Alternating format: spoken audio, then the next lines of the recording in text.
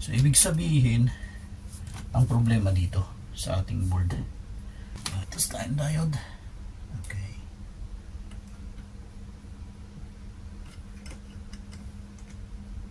Okay, good yung ating diode.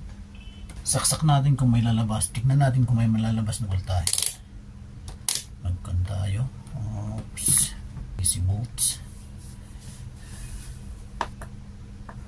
Power on natin.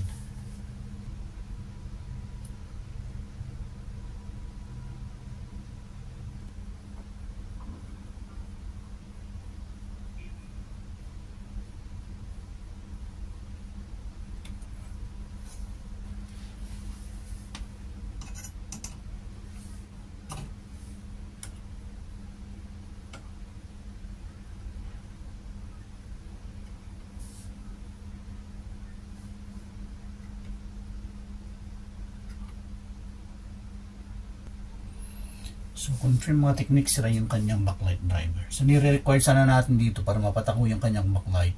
Kailangan natin ng 50 or 54 volts or more than. So, meron siyang output, ang system napakababa. So, hindi niya kayang i-drive yung ating backlight.